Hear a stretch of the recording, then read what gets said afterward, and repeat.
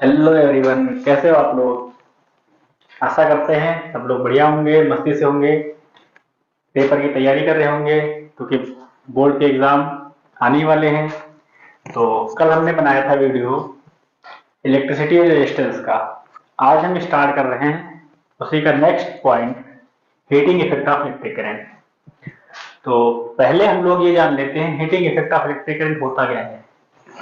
ये आप लोगों ने देखा होगा कि अगर आप किसी भी इलेक्ट्रॉनिक डिवाइस को यूज करते हो तो थोड़ा समय बाद हीट हो जाती है।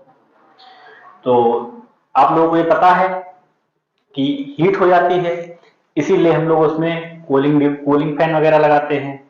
कंप्यूटर के सीपीयू में जो लोग गेम खेलते हैं मोबाइल में, उनको इस चीज का बहुत ज्यादा एक्सपीरियंस होता होगा क्योंकि गेम खेलते समय हमारा जो मोबाइल होता है वो पावर को बहुत ज्यादा ड्रेन करता है। जब पावर बहुत ज्यादा ड्रेन करेगा तो उसमें प्रोसेसिंग ज्यादा होगी। तो प्रोसेसिंग ज्यादा होगी यानी इलेक्ट्रॉन्स आपके जो होंगे बहुत ही ज्यादा मोशन में हो रहे होंगे। तो इलेक्ट्रॉन जब मोशन में होते हैं तब हमारी हीट जनरेट होती है, यानी सर्किट में जब करंट फ्लो होती है तो हमारी हीट जनरेट होती है। अब इसको आप समझते कैसे हो। इसको समझने के लिए आपको एक एक्सपेरिमेंट करना पड़ेगा। एक छोटा सा एक्सपेरिमेंट है, वो फनी एक्सपेरिमेंट है। इसके बारे में आप ये देखिएगा कि मान लीजिए अगर आप इसे किसी की छोटी सी तकरार हो जाती है तो आप कहते हो कि ज्यादा बोलोगे तो अभी एक बार में तुम्हारे गाल का तापमान हम बढ़ा देंगे। तो एक बार में कहने का मतलब क्या, आप किसी को जब झापड़ मारोगे तो उससे उसके गाल का तापमान बढ़ेगा। तो यही चीज जो आप गाल के तापमान को बढ़ाने में यानी गाल के टेम्परेचर को बढ़ाने में जो आप लगा रहे हो, सेम यही चीज जो होती है हमारे कंडक्टर में यूज होती है। कंडक्टर में फ्री इलेक्ट्रॉन्स होते हैं जिसमें जब इलेक्ट्रॉन्स फ्लो होते हैं तो ये इलेक्ट्रॉन्स जो होते हैं ये जब फ्लो में होते हैं तो एक दूसरे से बहुत बार लड़ते हैं और रगड़ते हैं। तो इसी लड़ने और रगड़ने से जो हमारी हीट जनरेट होती है वही heating effect of electric current होती है। इसका आप छोटा सा एक्सपेरिमेंट भी कर सकते हो। आप किसी भी चीज के ऊपर अपने हाथ को बार बार मारिए, पहले धीरे मारिए फिर तेजी से मारिए, मारते चलिए, तो देखिएगा थोड़ी देर बाद आपके हाथ का टेम्परेचर जो होगा वो थोड़ा सा राइज हो जाएगा। सेम यही चीज आपका हाथ जो हो गया वो इलेक्ट्रॉन हो गया और जिस चीज पर आप मार रहे हो वो एक दूसरा इलेक्ट्रॉन हो गया। तो जब एक इलेक्ट्रॉन दूसरे इलेक्ट्रॉन से टकराता है या उससे जब रगड़ता है यानी फ्रिक्शन जब लगता है उसमें तो हमारी हीट जनरेट होती है। इसी को heating effect of electric current कहा जाता है। ये हीटिंग इफेक्ट जो हीट होती है जो जनरेट होती है या ये हीट जो इवॉल्व होती है करंट के फ्लो के समय, ये हमारी रेसिडुअल एनर्जी हो जाती है, यानी हमारी जो एनर्जी लॉस्ट एनर्जी हो जाती है। इसको हम ज्यादा यूज नहीं कर पाते हैं, लेकिन कुछ अप्लायंसेस जो होते हैं जो स्पेशली डिजाइन होते हैं इसी प्रिंसिपल के ऊपर, उसमें हम हीट एनर्जी का यूज करते हैं। जैसे मान लीजिए आप गेम खेल रहे हो, आपका मोबाइल हीट हो गया, तो वहां पर जो एनर्जी इवॉल्व हुई यानी जो एनर्जी जनरेट हुई हीट एनर्जी, उसका आप यूज नहीं कर पाओगे। लेकिन उसी जगह पर हीटिंग इफेक्ट के इस प्रिंसिपल पर जो हमारा इलेक्ट्रिक आयरन बना होता है तो उसमें जो हीट जनरेट होती है उसको हम लोग यूज कर लेते हैं। तो जिस चीज को हम लोग यूज कर लेंगे वो हमारी यूजेबल हो जाएगी, जिस चीज को हम यूज नहीं कर पाते हैं वो हमारी लॉस्ट एनर्जी हो जाती है। तो आइए इसी चीज को हम पढ़ते हैं। ठीक है, तो heating effect of electric current, इसमें होता क्या है, आपकी करंट फ्लो हुई, आपके पास पोटेंशियल डिफरेंस आया,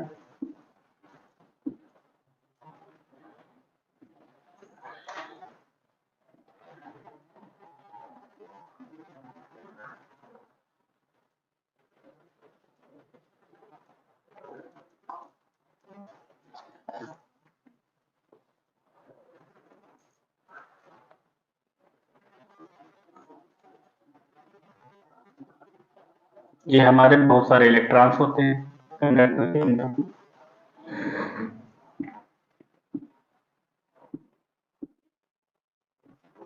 ये इलेक्ट्रॉन जैसे हम पोटेंशियल डिफरेंस अप्लाई करते हैं, जैसे हम पोटेंशियल डिफरेंस अप्लाई करेंगे ये इलेक्ट्रॉन्स क्या होंगे, मोशन में आ जाएंगे। तो कोई इससे लड़ेगा, फिर ये जाकर के इससे लड़ेगा, ये हो सकता है इससे लड़े, ये सब इससे लड़ते हैं, या कोई इससे रगड़ के निकल रहा है, तो यहाँ पर जब टच करके या रगड़ के निकलते हैं तब यहाँ पर फ्रिक्शन फोर्स जनरेट होता है, यानी कोलिजन होता है। ठीक है, collision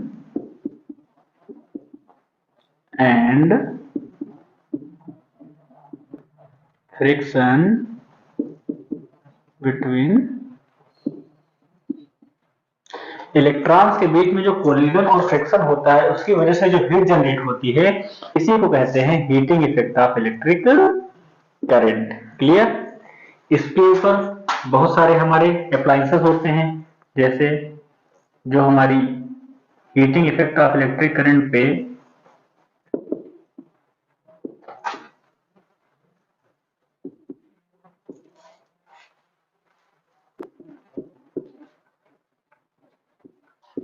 heating effect of electric current पे जो हमारे अप्लायंसेस होते हैं उसमें पहला अप्लायंस होता है इलेक्ट्रिक आयरन।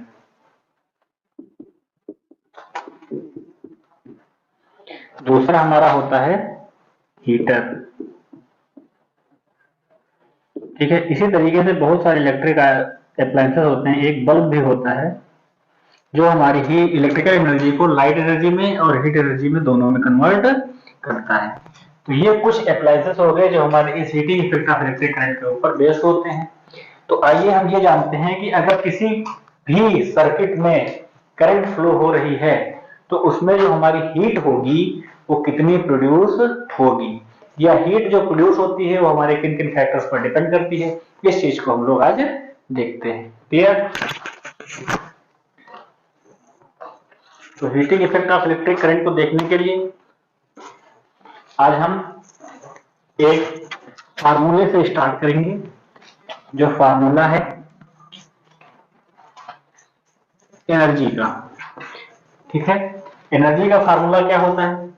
एनर्जी के फार्मूले दो होते हैं, एक होता है E equal to mc square और दूसरा होता है E equal to P into T. E equal to mc square जो होता है वो यहां पर नहीं अप्लाई होगा, यहां पर जो अप्लाई होगा E equal to P into T. E equal to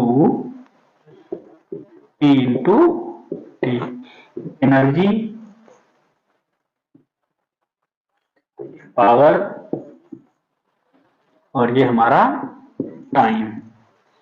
यानी किसी अप्लायंस की क्या पावर है और उसमें कितनी देर के लिए करंट फ्लो हो रही है, उसका जब हम प्रोडक्ट कर देंगे तो हमें एनर्जी पता चल जाएगी कि कितना एनर्जी प्रोड्यूस हुई है। क्लियर? तो इस फार्मूले से हमको बहुत सी चीजें मिलती हैं। ठीक है, ये हमारा जो होगा मेन फार्मूला होगा, इससे हमारे बहुत सारे फार्मूले डिराइव होंगे। ठीक, तो आते हैं, आपको ये पता है P equal to V I. ठीक, तो एक फार्मूला हमारा निकला E equal to V I into T. ठीक, E equal to V I T, पहला फार्मूला निकल के आ गया। यानी जो एनर्जी होगी वो वोल्टेज, करंट और टाइम के अकॉर्डिंग, यानी टाइम, वोल्टेज और करंट, अगर इसमें से आप कुछ भी बढ़ाओगे तो आपकी एनर्जी बढ़ जाएगी, कुछ भी घटाओगे तो एनर्जी घट जाएगी। यानी यहाँ पर ये चीज, ये एनर्जी जो है वोल्टेज, टाइम और करंट दोनों पर, तीनों पर डायरेक्टली डिपेंडेंट है। ठीक, उसी तरीके से फिर आते हैं E equals to V I T. तो V का फार्मूला क्या होता है? Since V equal to I R, तो हम यहां पर वैल्यू पुट कर देंगे V की E equal to I R dot I T. तो हमारा E इक्वल टू कितना आ जाएगा? E equal to I square R T. ये जो हमारा फार्मूला होगा इसको कहा जाता है जूल्स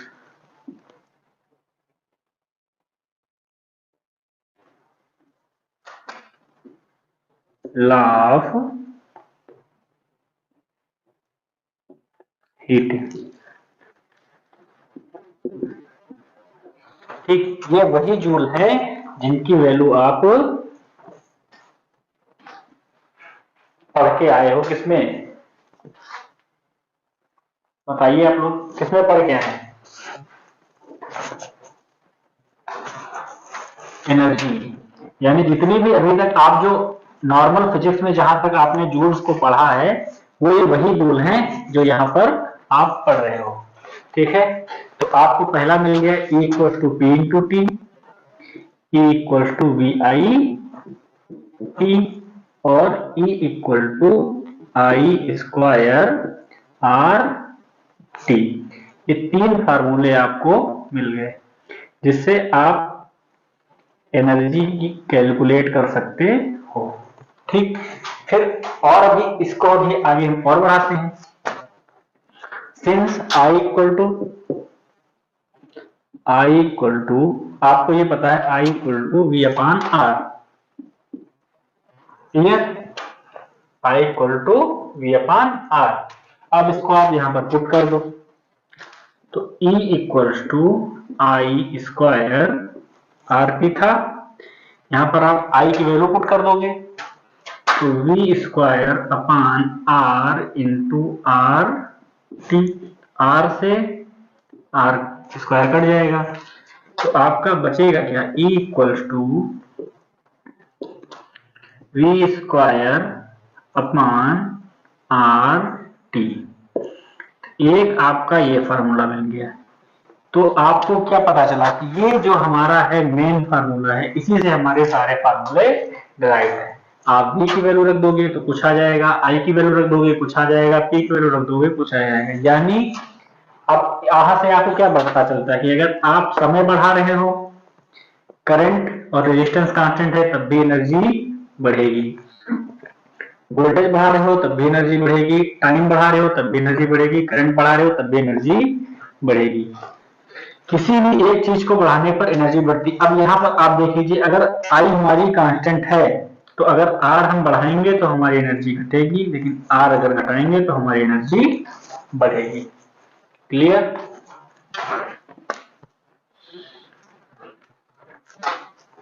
तो आपको चार फार्मूले यहाँ पर मिले, कौन से? E equal to V square upon R into T. ठीक, तो ये वही फार्मूले हैं जिनको आपकी जरूरत है। क्लास 10 के बोर्ड एग्जाम आने वाले हैं, उसमें एक न्यूमेरिकल तो हर हाल में आपको इस फार्मूले पर दिया हुआ होगा। फॉर एग्जाम्पल आपको दे देता है कि करंट कुछ है, रेजिस्टेंस कुछ है, टाइम कुछ है, तो एनर्जी का फार्मूला बताइए। ठीक है, तो यहां पर आप मान लीजिए एक न्यूमेरिकल हम करते हैं, कह रहा है अगर रेजिस्टेंस इक्वल टू 10 ओम, ठीक, और t equal to 10 second, clear, और I इक्वल टू 5 एम्पियर। ये आपको डेटा गिवन है, कह रहा है हीट बताइए कितनी वोल्ट होती है। यहां हम फार्मूला लगाएंगे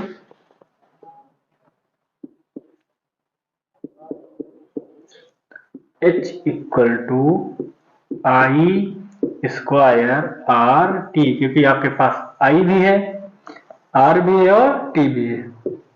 I की वैल्यू कितनी है 5 एम्पियर, यानी 5 स्क्वायर इंटू R की वैल्यू कितनी है 10, और इंटू T की वैल्यू कितनी है आपके पास 10, तो आ जाएगा 5 5 या 25 इंटू 100, यानी 2500 जूल। इतने जूल जो होगी हमारी हीट इवॉल्व होगी। क्लियर? इतना समझ में आ गया होगा। अब आते हैं, एक चीज देखिए, दिमाग लगाइए थोड़ा सा, क्वेश्चन को चेंज भी कर सकता है। क्वेश्चन चेंज कहां से होगा? मान लीजिए आपको दो चीजें दे देता है कोई दो अप्लायंस, एक दिया ये आपकी फर्स्ट की वैल्यू है, ये आपकी सेकंड की वैल्यू है, कह रहा कोई बल्ब है, ठीक, कह रहा बल्ब है, इसकी पावर है 100 वाट,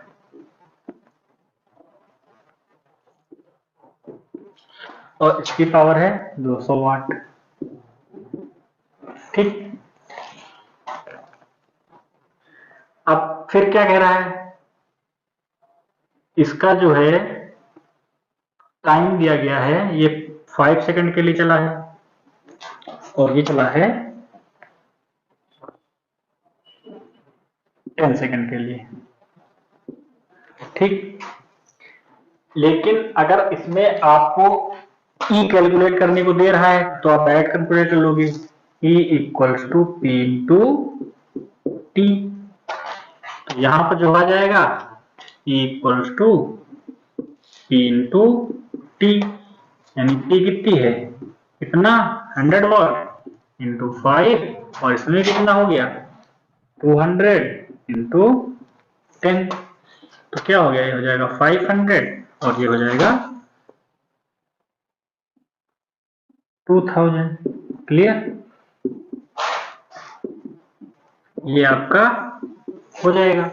ठीक है, लेकिन ये आपकी डेटा निकल के आ गई, ये तो डायरेक्ट फार्मूले से आ गई यहां से। ठीक है, लेकिन अगर यहां पे आपको थोड़ा सा चेंज कर दें, ठीक है, यहां पर आपको थोड़ा सा चेंज कर दें,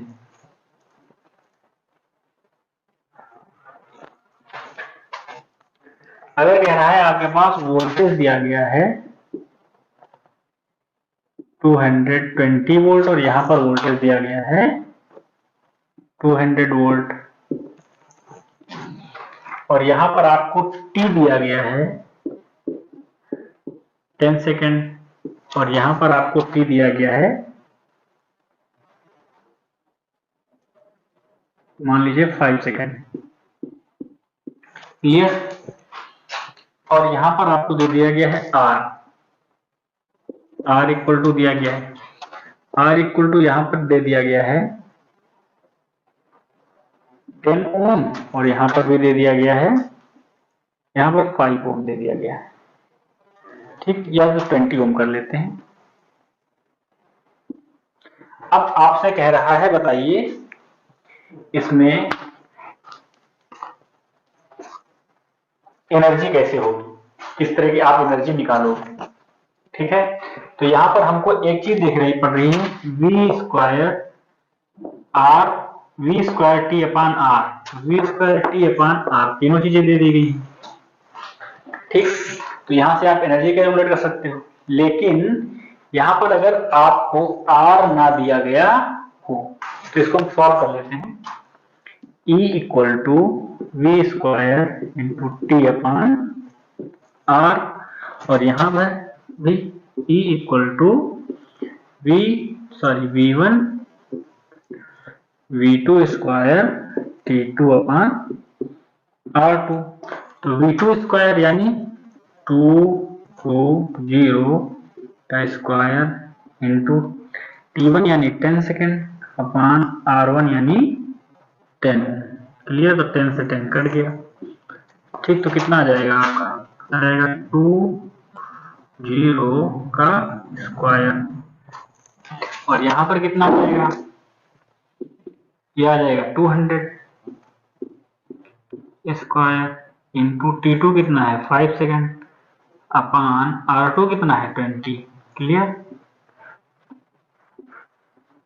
4 जा 20 यानी कितना आ जाएगा 200 का स्क्वायर अपान 4। क्लियर, इसको अब आगे सॉल्व करते हैं, तो ये आपका आ गया 200 का स्क्वायर बाई 4, इसको आप सॉल्व कर सकते हैं 200 इंटू 200 अपान 4, 4 5 या 20, 4 0 या 0 यानी 50 इंटू 200, 1 2 3 तो 3 जीरो लगा लेते हैं पहले, है ना, और 5 2 जा 10, यानी E इक्वल टू इतने जूल एनर्जी प्रोड्यूस करेगा। क्लियर, तो ये आपको टी की वैल्यू, सेकंड की वैल्यू आ गई। अब आते हैं फर्स्ट के वैल्यू का। फर्स्ट के वैल्यू का क्या होगा,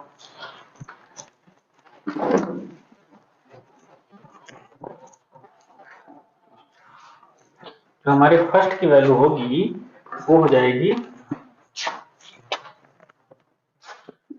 220 का स्क्वायर, तो 22 इंटू 10 स्क्वायर कर सकते हैं, तो कितना हो जाएगा 22 का, इसको लिख सकते हैं 22 का स्क्वायर इंटू 10 का स्क्वायर। अब 22 को आप लिख सकते हैं 22 इंटू 22 इंटू 100। क्लियर? अब कैसे कर भाई,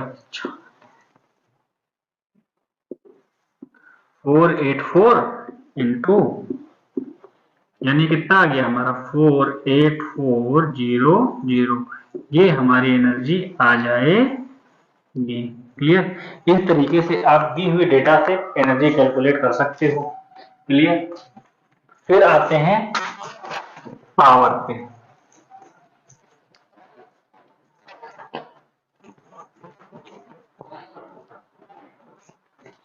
फिर आते हैं पावर पे।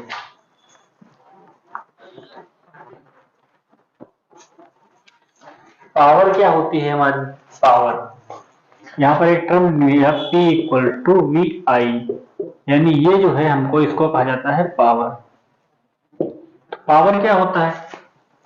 पावर वो चीज होती है रेट ऑफ डूइंग वर्क, इसको कहा जाता है rate of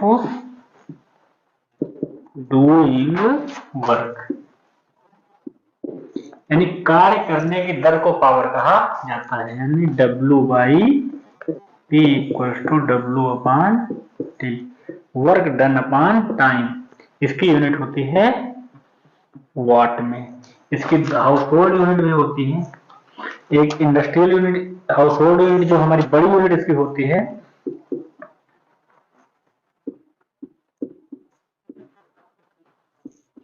house hold unit होती है, उसको कहता है किलोवाट आवर, यानी 1000 watt equal to 1 kilo watt. Clear?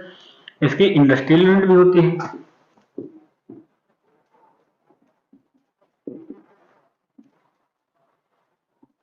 Industrial unit होती है जिसको कहा जाता है हॉर्स पावर।